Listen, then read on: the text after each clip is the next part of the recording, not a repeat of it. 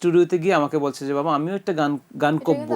তাদেরকে দিয়ে আমি আরো অনেক কিছু করাতে পারতাম, যদিও মানুষ জানতো না চাঁদ কি জিনিস। সেটা হয়তো আমরা দেখাই ওটা চাঁদ, কিন্তু আসলে তো তা সে জানে না। 28 মাস বয়সে সে বুঝে না। হেভেন টিউন ওদের জন্য একটা ওপেন স্পেস। এবার আমরা আনাস ভাইয়ের কাছ থেকে একটু জানতে চাই, এবার ক্যারিয়ার না, এবার হচ্ছে অ্যাজ এ, এটা হচ্ছে অ্যাজ এ প্যারেন্ট। আমরা দেখেছি যে শাবাব এবং আকসা তারা পড়াশোনার পাশাপাশি বিভিন্ন ধরনের অ্যাক্টিভিটিসের সাথে জড়িত। তারা আমরা দেখেছি যে তারা ইংলিশে নিউজ পড়ছে, তারপরে হচ্ছে উপস্থাপনা করছে, অ্যাঙ্করিং করছে, বিভিন্ন ধরনের কাজ করছে, আরও তারা বলেছে বিভিন্ন। তো আমরা দেখেছি তারা বেশ আবার আরবিতেও বেশ ভালো দক্ষ, আরবি পারে ভালো, তারপরে আবার ইংলিশ তো অবশ্যই।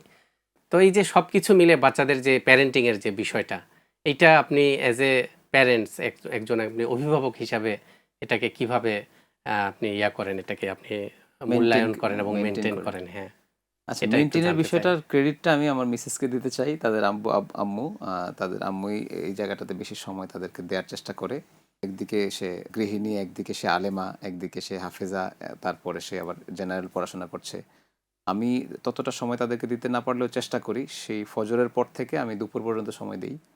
দুপুরের পর থেকে তার আম্মুর দায়িত্বে দিই, সে রাত পর্যন্ত সময় দেয়। এভাবে ভাগ করে নেয়া।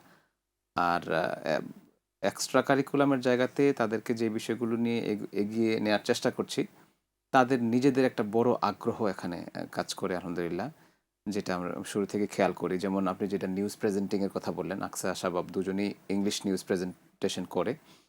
তো ওদের এই জায়গাটাতে আমি শুধু যখন একবার খেয়াল করলাম যে ওরা খুব ভালো প্রেজেন্ট করতে পারছে, এখানে একটা পজিটিভ জায়গা আছে ওদের জন্যে, যেটা হয়তো অন্য বাচ্চাদের না থাকার, মানে সহজ না থাকারই কথা।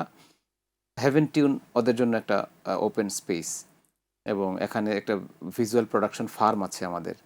তো ওরা যেটা করতে পারছে এটা ইজিলি ওখানে গিয়ে বসলে আমি সেটাকে প্রেজেন্টেবল কিছু একটা মানে প্রোডাকশনে চলে ভিজুয়ালাইজেশন যাচ্ছে, করে ফেলতে হ্যাঁ, পারছি। আচ্ছা। তো এটাও ওদের জন্য একটা পজিটিভ কিছু।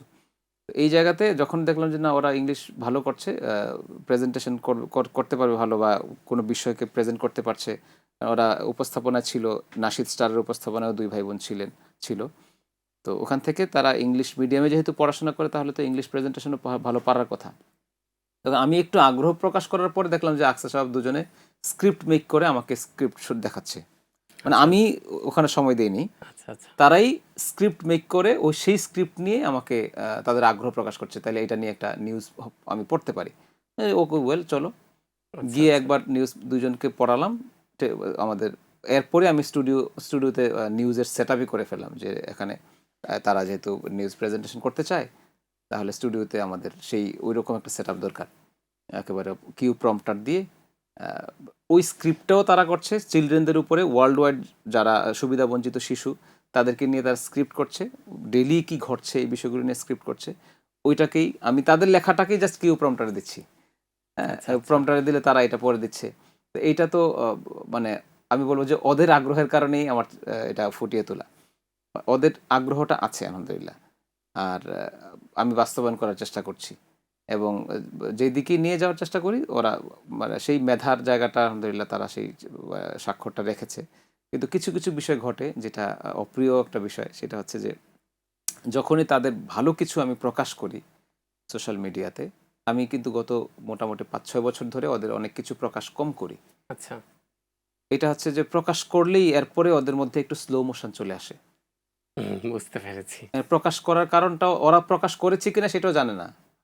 ওরা যখন গান করে, শাবাব যখন গান করে, তখন শাবাব গানের মর্ম বুঝে না, গানের মানে বুঝে না। আমি চাঁদকে বলি তুমি সুন্দর নও, চাঁদ কি জিনিস সেটা হয়তো আমরা দেখাই ওইটা চাঁদ, কিন্তু আসলে তো তা সে জানে না। 28 মাস বয়সে সে বুঝে না। জি, অবশ্যই। সে মাকে অনেক ভালোবাসে, এটা আমরা ফিল করি, বাবাকে অনেক ভালোবাসে, এতটুকুই। কিন্তু ওই গানটা সে শুনে শুনে স্টুডিওতে গিয়ে আমাকে বলছে যে বাবা আমিও একটা গান গান করবো। এই আগ্রহটা তারই। হুম, আমি তাকে বলিনি তুমি গান করো। এক বৈশাখে, পয়লা বৈশাখে অফিস ছুটি, আমার সাথে সে অফিসে গেল ছোট্ট একেবারে কুলে করেই। ওখানে গিয়ে বললো যে আমি ওখানে কম্পোজিশনে কাজ করছি হালকা। সে বললো বাবা আমিও একটা গান গান করবো এভাবে। আমি বললাম, করো বাবা। দেখে সে একা একা গাচ্ছে। তখন আমি তাকে নিয়ে বললাম যে এখানে না তুমি স্টুডিও রুমে বসো, আমি একটা ক্যামেরা ধরে রাখলাম। তো একটা শট নিলাম, দেখি যে না সে পুরো গানটা গানটা গেয়ে দিচ্ছে। আচ্ছা, আচ্ছা।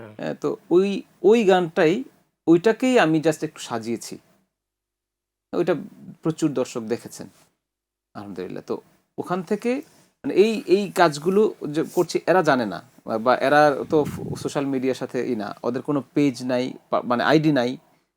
পেজ আমি বানিয়েছি পরপর, আকসার নামে পেজগুলো একটা আপনি মেনটেন করেন? আমি মেনটেন করি।